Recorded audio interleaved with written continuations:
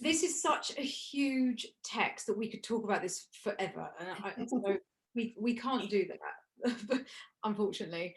But I wonder if you could tell us something about the initial spark.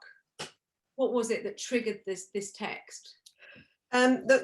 It was a combination of three things, really. It was there's a song by the Hanson family called Peace in the Valley Once Again, and that's one of my favourite songs. It has been for a long time, and I was just really intrigued by, it's about nature reclaiming a shopping mall, and so that kind of imagery has always been, it talks about mirrors cracking in half while the wild horses gallop through, and it's just this beautiful sort of imagery, and that's sort of always been in my mind for absolutely ages. And then I had an idea, about a writing idea about a man in prison who views the interior of his body as though it's a terrain. It's a place to go to kind of escape, to imagine his interior. And initially it was going to be called Wetlands, because I imagine the inside of the body is wet, you know, and he imagines it as a landscape. But that kind of shrunk, you know, became, you know, it's still part of the story, but it became a flavor rather than the main theme. And the third thing was, I didn't want to mention Brexit, but you know, that whole kind of shift to the right and a sort of authoritarian populism that seemed to be bubbling up. I mean, basically, I found it sort of rather terrible, you know, and so I just wanted to explore what might be further down the road that we seem to be quite happily entering, you know, what was further down that road. So it was those three things sort of kicked it off and got plaited together and reformed, and that's where it started, really.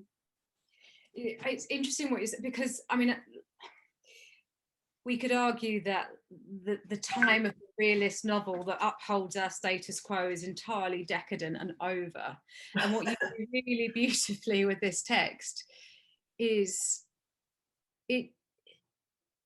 it doesn't need to world build in the same way that sci-fi or fantasy, and it's, for me, this is demonstrably a world we understand, but Yeah. imagining the future and questioning it, which is what I think is so important. It's a big novel, and I say that in that it's important, and it's engaging with really difficult and pressing issues, as you say, nationalism, racism, homophobia, environmental collapse.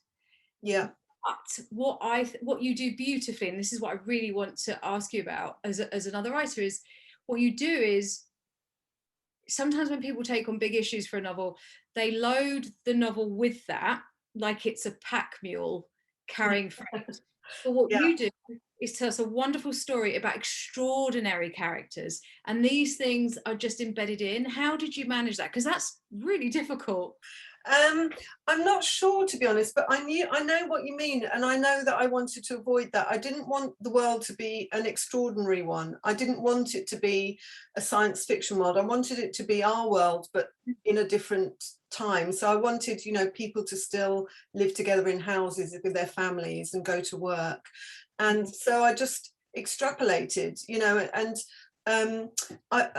so, you know, I kind of thought some of it would be okay.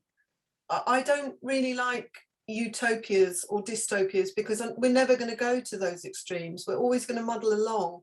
And it was very much this idea of we would be ourselves, we would be muddling along. And so, but I did have this idea about a government that's both libertarian and authoritarian, which I think a right-wing populist government is.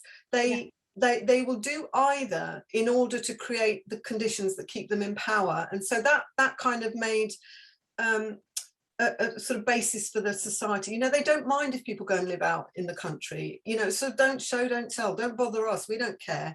And so that idea of sort of mutable rights seemed to sort of flow quite easily from that, you know. And I could imagine a government that was just measuring how they were doing. That was their main role, was to measure how they were doing, let the chains off a little bit here and there, pull it back in a little bit, just, you know, because that was the sort of, that's, to me, is what populism is about. It's about the retention of power, no matter the cost, really.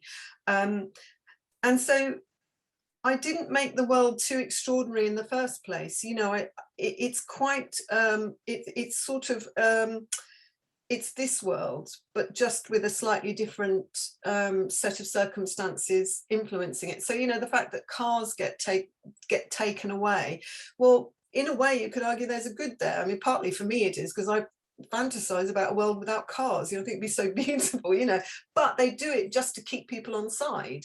You know, they're not doing it because they have environmental concerns. They're doing it because they want to keep people who have environmental concerns on side, you know.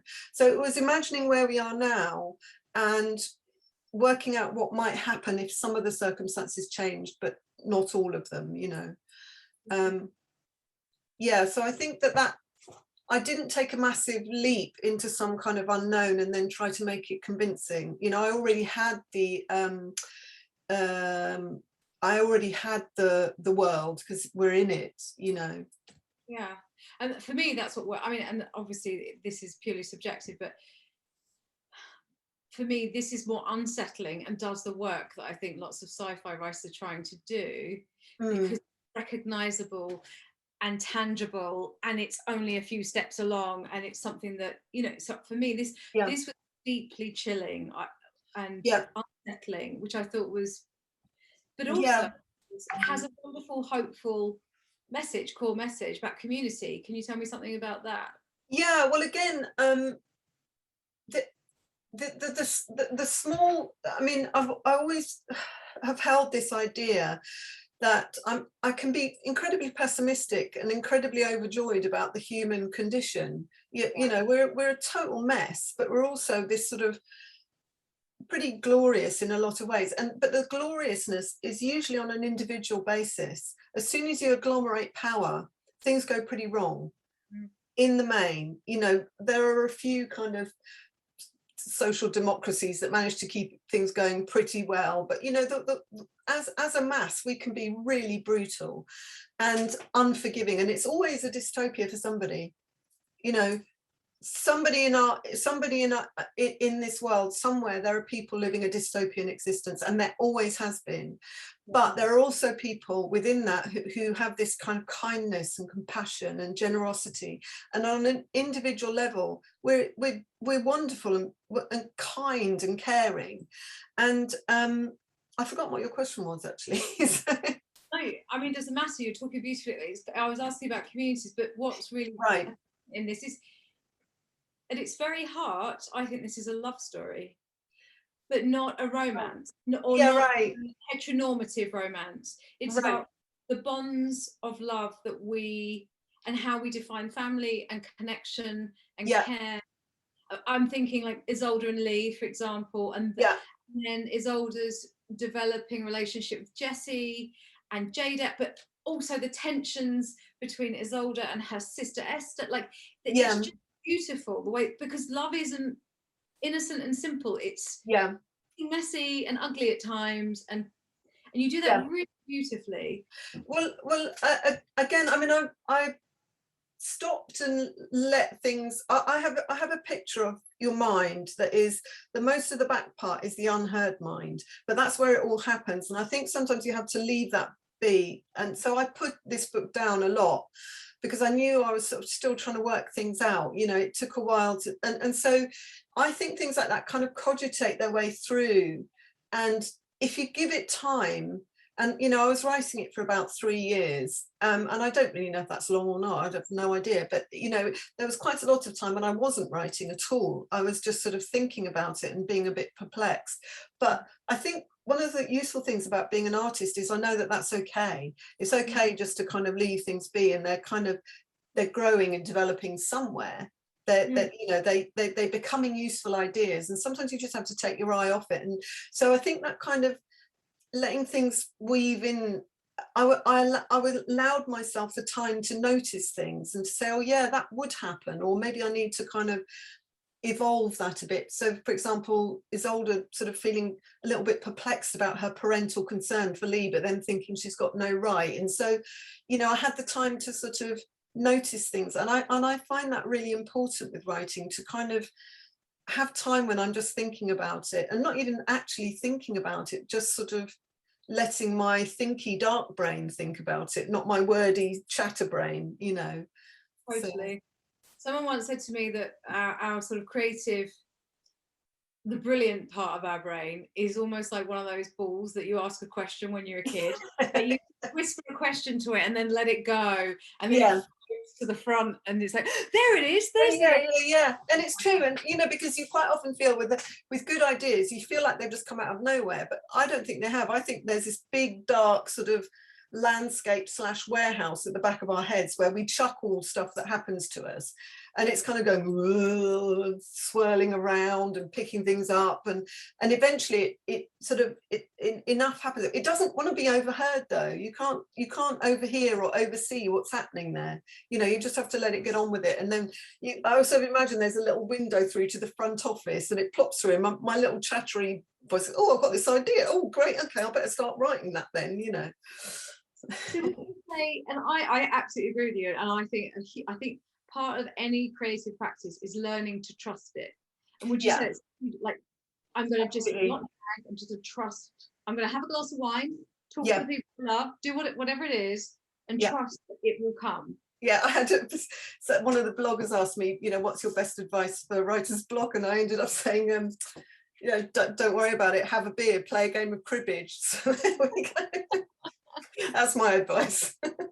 Yeah, I hear you. One of the things I really loved about this as well is it is not performatively feminist, and yet it is profoundly feminist. Absolutely, yeah.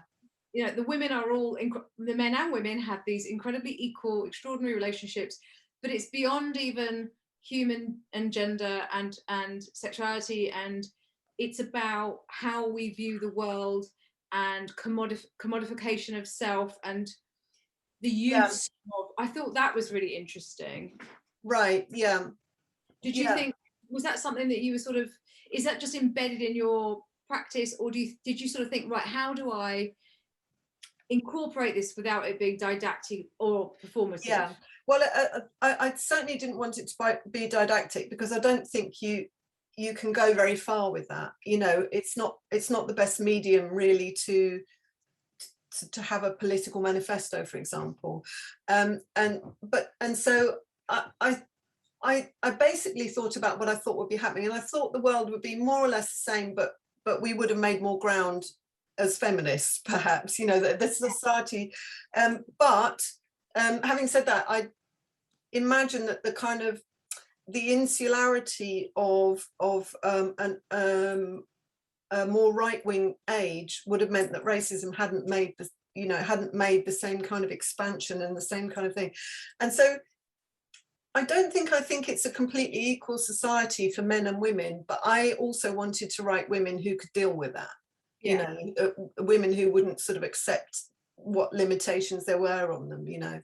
But it's and I think it's, you know, it's an interesting one, that, because I'm not sure that I wouldn't know how to write somebody who didn't embrace their own kind of strength as a woman. You know, I wouldn't feel comfortable doing that, strangely. You know, it would seem sort of but you also write men that embrace their own vulnerability.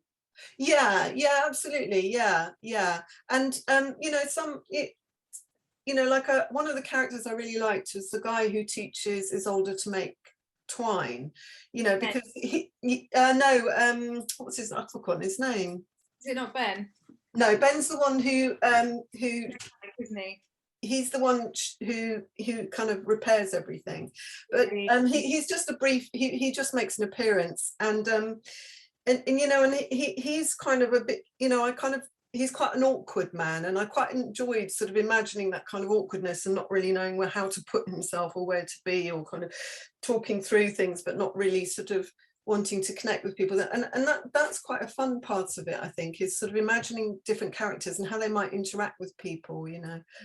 That's one of the things I really like about doing it. I think what you do that is really very, I think crucial to great art, to great literature, is you endow even the really quite vile, unlikable people with humanity. So dad, that is a tough character to write with sensitivity, and I don't want to give too many spoilers, but Yeah. suffice to say, he is a vile bigot in every shape, and yet you write him with a necessary sympathy. He is a human who is afraid and has tenderness for. Can you tell, like, was that something important? Was it difficult to do? Yeah, because it was, the thing is that all of those people in the white towns, I mean, I always think when somebody is racist, I think they're immediately showing how afraid they are. That's the immediate thing I think, is that this is an afraid person. And so they might also be angry and disgusting, and they might be a menace or whatever, but that they're pathetic. And I wanted him to be a little bit pathetic and a little bit lost as well, because it's bluster, you know, the whole kind of little rituals they put together to feel all proud and staunch, and, you know, and all of this sort of thing. It's pathetic, really. But that's a sort of, there is a tenderness in that, because you think, wow, you really could have so much of a better life, you know. So that's what I was aiming for with that, was to make that kind of, not so much I don't think I was doing it with the intention of showing their humanity, but showing that they are humans. Do you know what I mean? Because it's saying, showing their humanity sounds like you want people to care about them. I don't really it like that, but they have humanity. They will be tender and careful with others. You know, it is about, I just think if we write things or even imagine the world in binary Manichaean, we're no better than they are. Because I mean, you know, they've got these sort of weird beliefs, and that kind of one of the things I think was quite important, that I was trying to get, was they think that their whiteness is a commodity that's valuable, you know. And how risible is that? It's just skin, you know. It's a very pathetic standpoint, and yet they're dangerous. They're a threat, you know. So I wanted to get that balance, that they're pathetic but they're a threat, you know. You do it beautifully, but also you don't reduce them to pantomime villains. More dangerous, because when you reduce anything or anyone to just pure evil, you're actually you can just go, oh, badly. You're not taking seriously how dangerous they are, how insidious it is. Exactly. So I know that you wrote, I've got two more questions before we go to the audience's questions, but I know you wrote this before the pandemic. And of course, this text is incredibly, frighteningly prescient. Were you tempted at all to revisit? I added one sentence in about isolating, because I didn't know you'd do that in a pandemic. So. Suddenly I thought, oh, right, so that's how it works. And I added something else in along those lines to kind of, I didn't want to, I was kind of like a bit distraught, because I thought, oh, you know, now I've got to sort of make it more about the pandemic. But in a way, the pandemic for me was just a device. It was a device to kind of shift and give the government an excuse to kind of rebuild and refocus their power. I think we've got a lot of that actually happening as well, which is the bit that really scares me. You know, I mean, I despair of the way we're going politically. But yeah, I did want to make it something that people would understand now that we all knew what a pandemic was, because I just completely made it up before, you know, which is my favorite way of doing it. You know, so. I do think if I ever need to know what to do next, where I'm going next, if I need any guidance, I'm going to come to you, like something. Just last question from me, and I mean, I do say about how every sentence is a gift. You are such a lyrical, I mean, it's poetry, it's beautiful. But I loved the chorus. Can you, I mean, where did that come from? It's just extraordinary. It came from, I always knew I wanted a chorus right from the beginning of knowing where I was vaguely was with this book. I decided I would have a chorus, and it was one of those things I left floating for a long time, because I didn't really know how or why or what they would offer. And but I really like the idea of a commenter, and it was also this idea that there's something above the action, and you know, and it's like I described it as being like the weather. They don't need boundaries, they don't need anything, they just float above everything. And it ended up being cows through this absolutely stupid accident. So I knew I was going to have a chorus, and I was thinking, I don't know who it would be, you know, because I was thinking initially in terms of a Greek chorus and some kind of disembodied people or something. And then I do a lot of planning on a quite shonky mind map, and because I like I like seeing it visually as a whole thing. You know, I find it quite difficult to think in a sort of linear way. And I had this bubble that said chorus ?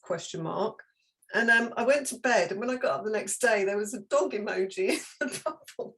I don't know how I put it there, but I must have done something on the keyboard and sort of planted this dog emoji in the chorus. And I was like, what the hell did I do there? But I started thinking about it, and it was before I had the puppy, the dog, in it at all. The dog wasn't a character yet.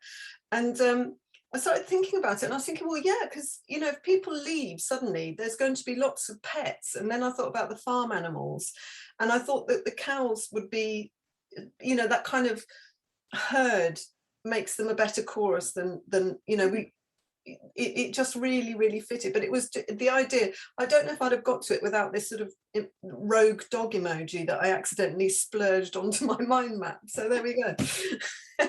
What's beautiful about it is, I don't know if you, I mean, I'm not sure you'd have done it on consciously, but this is the artist in you. The idea and the imagery recurs throughout the text in a very subtle, very gentle. You will talk about docility, or like, so I've marked one because it just really stood out to me. On page 89, you talk about, we're with Jessie, dietary medicalisation keeps the place running smoothly with the inmates and easily managed herd at the centre. And then there are moments when you talk about passivity or docility. It's like it recurs, but really it's like a motif. It's really one of my favourite lines is when the cows ask, whose crop are you? You know, when they're asking the people, you know, well, we served a purpose, we were plumped and fed and medicalized, but, you know, whose crop are you? You know, you do it to yourself, what for? You know, so that it was that kind of, I wanted to make a little bit of a distinction between them re-emerging as a feral creature, not able to be wild again because they've been so bred that they'll never get back to being fully wild animals, but that kind of full domestication just fading away, and whether there's that kind of that docility in people that will kind of allow their kind of all the strictures of a government that's just basically serving itself. You know, I mean, I don't want to labour that because it's not the most important part of the book. It's just the context of it. But yeah. And then because the novel really doesn't, it is the sort of, it's deep, it's embedded in. But what you do beautifully, I think, with the cows is that you're right. I love that it was a dog emoji that took you towards them, because they are the perfect chorus in that there is that extraordinary proximity to humans. Exactly. And that kind of peaceful watching. You can imagine. Yeah. I'm never going to look at a cow again in the same way. I've just absolutely fallen in love with them. It's like, I think as well, it's that kind of like a little bit harumphy, you know, God, you need our skins to bloody even walk in. What are you? You're pathetic, you know. Yeah. So I imagine them sort of thinking that, you know, you can't even exist without us. What are you like? You know. Yeah. When his older is sucking on the grass stalk, and they're like, oh, come on, you need 3 stomachs. Yeah.